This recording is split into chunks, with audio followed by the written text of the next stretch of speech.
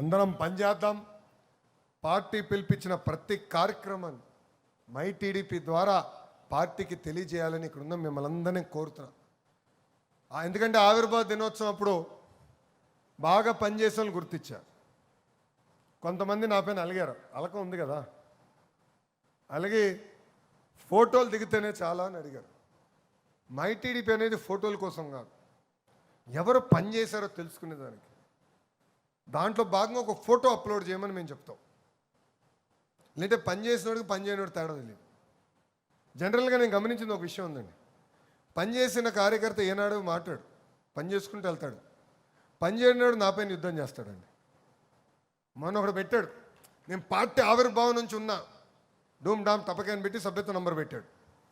ఏమో పెద్ద అయినా, చాలా పెద్ద అయినా అనుకుని వెళ్ళి సభ్యత్వ నంబర్ కొడితే కరెక్ట్గా 24 సభ్యత ఒకటే తీసుకుని ఉన్నాడు. ఆయన నా పైన యుద్ధం చేస్తున్నాడు. సో పనిచేసే వాళ్ళు గుర్తించాల్సిన బాధ్యత ఉంది, కానీ పనిచేసినట్టు తెలియజేయాల్సిన బాధ్యత మీ పైన ఉంది. ఒక వ్యవస్థ అది. అందుకే మై టీడీపీని రూపొందించాం. దాంట్లో మీరు అందరూ భాగస్వామ్యం అవ్వాల్సిన అవసరం ఉంది. ఇంకో పక్కన పులివెందుల ఎమ్మెల్యే గారు కూడా ఉన్నారు. ఆయనకి ఈ మధ్యన సిసిడి జబ్బు వచ్చిందండి. సిసిడి, క్రెడిట్ చోరీ డిసార్డర్, క్రెడిట్ చోరీ జబ్బు. ఆసిలర్ మిత్తల్ ఆంధ్ర రాష్ట్రానికి వస్తుందంటే ప్రెస్ మీట్ పెట్టి అది పక్క రాష్ట్రం వెళ్ళిపోయింది, లోకేష్ అబద్ధం చెప్పాడంటాడు. మళ్ళీ కొబ్బరికాయ కొట్టి శంకుస్థాపన అయిన తర్వాత నేనే తీసుకొచ్చాను, 4 సంవత్సరాల క్రితం ఆ కంపెనీ వాళ్ళు కలిశానని చెప్తాడు. ఎంత అన్యాయమో చూడండి. ఊరూరు తిరిగా ప్రతి నియోజకవర్గంలో చెప్పా, ఎవరైతే ప్రజల్ని కార్యకర్తలు ఇబ్బంది పెట్టారో వాళ్ళపైన యాక్షన్ తీసుకుంటున్నా, వాళ్ళ పేర్లు ఎర్ర బుక్లో ఉన్నాయని నేను ఆనాడు ప్రజలు చెప్పా. అందుకే మమ్మల్ని గెలిపిస్తాం జరిగింది. కానీ మేము రాజారెడ్డి రాజ్యాంగం అమలు చేయట్లేదా? అమర్నాథ్ గౌడ్ లాంటి చిన్నారిని పెట్రోల్ పోసి మేము తగలబెట్లా. అబ్దుల్ సలాం లాంటి కుటుంబాన్ని మేము వేధించి ఆత్మహత్య చేసుకునే పరిస్థితి తీసుకురాలా. తోట చంద్రయ్య ఏం తప్పు చేయని వ్యక్తిని నడివీధిలో మేము చంపలా. అది రాజారెడ్డి రాజ్యాంగం చేసింది. ఆ సైకో ప్రజలకి మనం తెలియజేయాలి. 10 సార్లు చెప్పాలి. ఎందుకంటే మంచి రోజులు వచ్చినాయి, పోలీస్ సోదరులందరూ సెల్యూట్ కొడుతున్నారు. అమ్మయ్య అనుకుంటే చాలా ఇబ్బంది పడతాం. మనలో కసి పోకూడదు, మనలో ఎప్పుడు ఆకలి అనేది ఉండాలి. మిమ్మల్ని అందరినీ పరిగెత్తిచ్చే బాధ్యత కూడా నేను తీసుకోబోతున్నా. ఇంకా చంద్రగిరి నియోజకవర్గంకి వచ్చేగల పెద్దలు అన్నట్టు వేదికమైన ఒక పులి ఉన్నాడు. కానీ నేను అనుకునేది వేదికమైన పులి కన్నా వేదికమైన ఉన్న పులులు చాలా ఉన్నాయి. ఎందుకంటే మీరు భయపడలా కేసులకి, మీరు భయపడలా జైలు గురించి. కేసు పెడితే పెట్టుకోబో అన్నారు, జైలుకి పంపిస్తా పంపించు నేను వస్తానని చెప్పారు. ఒక్క క్షణం కూడా వెనక్కి తిరిగి చూడాల. అహర్నిశలు మీరు కష్టపడ్డారు, పని చేశారు. ఆంధ్ర రాష్ట్రంలో ఈ పులి 3వ స్థానంలో ఉంది. దేంట్లో? కేసుల్లో 3వ స్థానంలో ఉంది పులి. మొదటి స్థానంలో జేసీ ప్రభాకర్ రెడ్డి గారు, తాడిపత్రిలో ఉన్నాడు పులి. ఆగ్రనైనా ఆగడు, తగ్గేదే లేదని దాడి చేస్తాడు. ఇంకొక ఆయన ఉన్నాడు చింతమనేని ప్రభాకర్ పైన second highest case. Third highest case మన పులి పైన ఉంది. సుమారుగా 37 కేసులు. నిలబడ్డాడు, ఒక వారం జైలుకి వెళ్ళాడు. ఆయన పైన కాదు, ఆయన భార్య పైన కేసు పెట్టారు. వాస్తవంగా ఉత్తమ కార్యకర్త అంటే మేడం గారు ఇక్కడ ఉండాలి, సుధాక్ ఇక్కడ ఉండాలి. చాలా తెలివైనడు, పంపించేశాడు. ఆమె పైన కేసు పెట్టాడు. విన్నీ పైన కూడా 2 కేసులు పెడతాం జరిగింది. ఆ రోజు పోలింగ్ రోజు కూడా ఎట్లా దాడి చేశారు, ఎలా చంపేయాలనుకున్నారు కూడా మనందరం చూసాం. కానీ పట్టుదల, ఒక కమిట్మెంట్తో మీరు పనిచేశారు. మనకి అండగా నిలబడింది వేదికమైన ఉన్న పులి అని ఈ సభాముఖం మీ అందరికీ తెలియజేస్తున్నాం. మేము ఈ సమావేశానికి వచ్చే ముందల నాని అన్న, సత్యన్న మేము అందరం కూర్చొని మాట్లాడుకున్నాం. యువగలం పాదయాత్రలో ప్రతిరోజు సాయంత్రం అయిన తర్వాత సరదాగా అందరం కూర్చుని గంటన్నర మాట్లాడుకునే వాళ్ళం. నేను చెప్పాను నేను మనందరం అది మళ్ళీ తిరిగి ప్రారంభించాను. నా స్థాయిలో నేను చేస్తా, నియోజకవర్గ స్థాయిలో మీరు చేయాలి.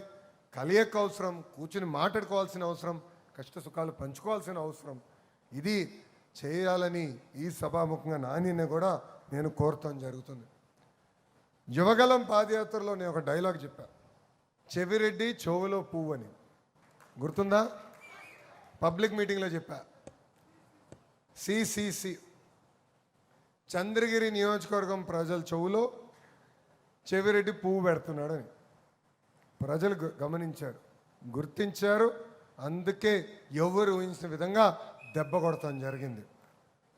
మనందరం చూసాం, అవినీతి చేసి తీసుకొచ్చి సింపుల్గా చీరలు పెట్టేవారు.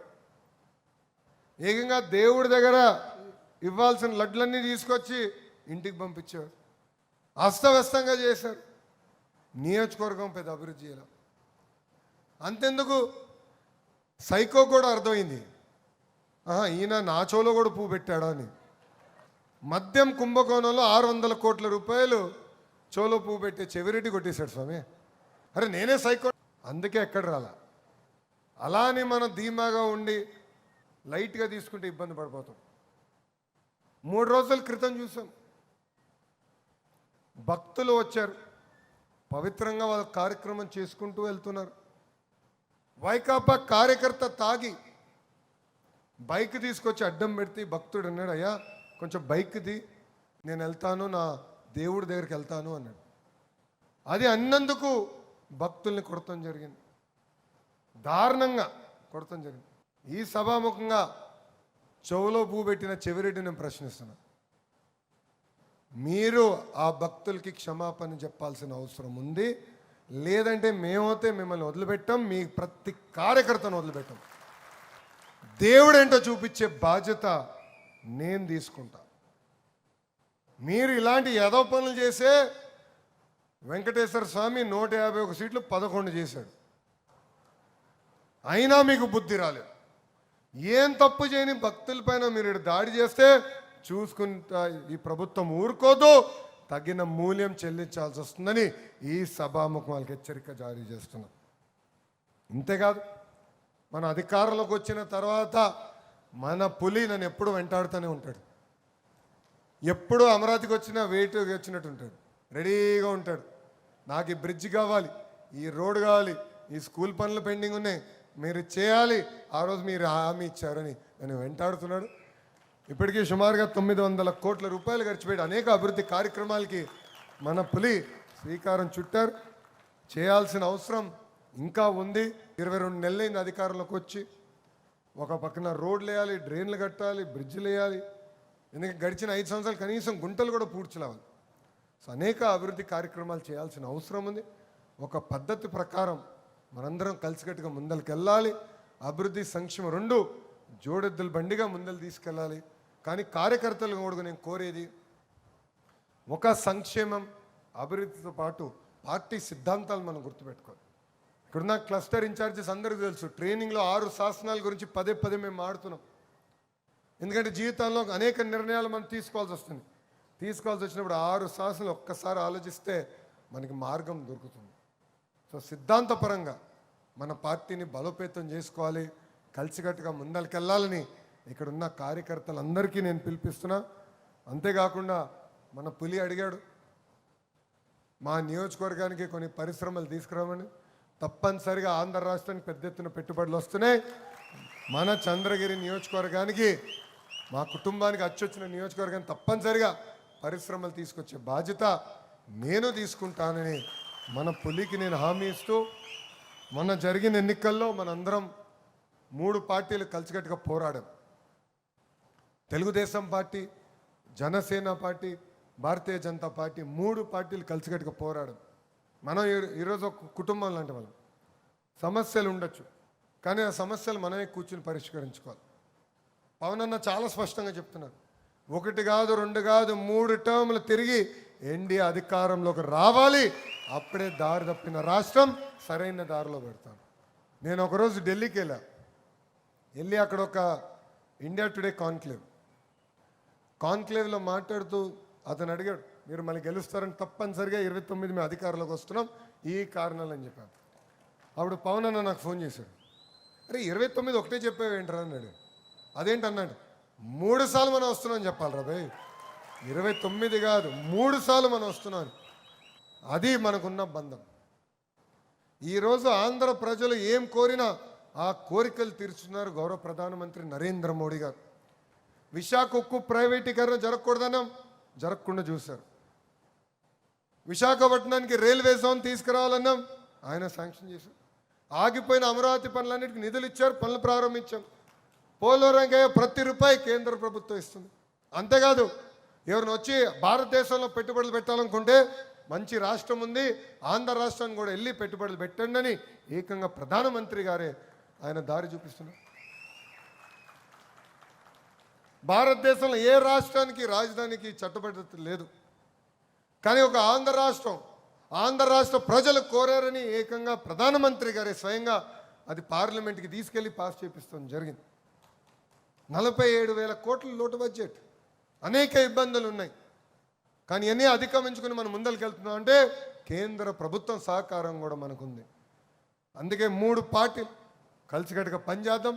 సమస్యలు ఏమున్నా మన పులి దగ్గర తీసుకురండి, అధ్యక్షుల దగ్గర తీసుకురండి, ఇన్ఛార్జ్ మార్చుల దగ్గర తీసుకురండి, ఏమున్నా ఆయనకి చెప్పండి, ఎప్పుడు నవ్వుతూ చేస్తాడు, ఇసుక్కోడు. కలిసి మన సమస్యలు పరిష్కరించుకుంటాం తప్ప రోడ్డు పైన ఎక్కాల్సిన అవసరం లేదు. 1 కాదు 2 కాదు, కనీసం 3 టర్మ్లు కలిసికట్టుగా పనిచేసి ఈ పసుపు జెండా ఎగిరితేనే ఆంధ్ర రాష్ట్రాన్ని మనం అభివృద్ధి చేసుకోగలుగుతాం, ఆంధ్ర రాష్ట్రాన్ని ముందలు తీసుకెళ్తాం. గుజరాత్ చూడండి, ఒరిస్సా చూడండి, కంటిన్యూస్గా ఒక్క ప్రభుత్వం ఉంది కనుకనే అద్భుతంగా అభివృద్ధి చేసి మనం ముందరకెళ్తున్నాం. మనకు కూడా అది చాలా చాలా అవసరమని ఉందని ఇక్కడ ఉన్న కార్యకర్తలు అందరూ తెలుపుకుంటూ, వాస్తవంగా ఈరోజు నా అదృష్టంగా భావిస్తున్నా. ఎందుకంటే 1 కోటి సభ్యులున్న పార్టీకి ఒక వర్కింగ్ ప్రెసిడెంట్గా జాతీయ అధ్యక్షులు చంద్రబాబు నాయుడు గారు నన్ను నియమించడం జరిగింది.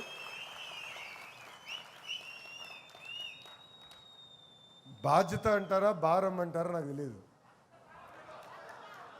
సడన్గా మొన్నటి వరకు ఎట్టుకో పరిగెడుతున్నా, ఈరోజు అనౌన్స్మెంట్ అయిన తర్వాత కొంచెం బరువు పెరిగినట్టుంది నాకు. అంటే కష్టపడాలి, ఇంకా పని చేయాలి. నేను పడుకోను, మిమ్మల్ని పడుకోను స్వామి. సత్యం నాకు తెలుసు, చాలా ప్రిపేర్ అవుతా, చాలా సిస్టమేటిక్గా పనిచేస్తా. పార్టీలో కూడా మార్పులు రావాలని బలంగా నమ్మే వ్యక్తిని. కంటిన్యూస్గా మార్పు అనేది ఉంటేనే మనకు కూడా ఉత్సాహం ఉంటుంది. నేను మా టీంకి ఒకటి చెప్తా, నిన్న చేసింది నేను మళ్ళీ రిపీట్ చేయను, ఈరోజు చేసింది రేపు నేను రిపీట్ చేయను. వేరే ప్రోగ్రామ్కి వెళ్ళి కొత్త నన్ను తీసుకురాలి, నాకు కూడా ఒక ఎనర్జీ వస్తుంది. అప్పుడే నేను కార్యకర్తలు కూడా ఉత్తేజపరచగలుగుతానని నేను చెప్తాను జరుగుతుంది. ఇది మనందరం గుర్తుపెట్టుకోవాలి. ఈరోజు నిజంగా నా అదృష్టమైన రోజు, అది కూడా పవిత్రమైన భూమి చంద్రగిరికి వచ్చినప్పుడు నాకు అవకాశం జాతీయ అధ్యక్షులు వారు ఇచ్చారు. పనిచేస్తా, కష్టపడతా, ఎప్పుడు కార్యకర్తలకి నేను మా టీం మొత్తం అందుబాటులో ఉంటుంది. 1 కాదు 2 కాదు 100 సార్లు మనం కలవాలి, మన సమస్య పరిష్కారం అయ్యే వరకు వదిలిపెట్టకూడదు.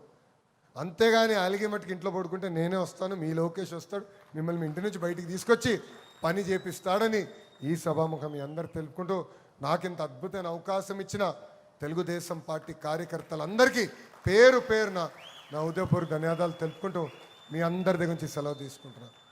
జోహార్ అన్న ఎన్టీఆర్, జోహార్ అన్న ఎన్టీఆర్. చంద్రబాబు నాయుడు గారి నాయకత్వం, చంద్రబాబు నాయుడు గారి నాయకత్వం. జై తెలుగుదేశం, జై తెలుగుదేశం, జై హింద్.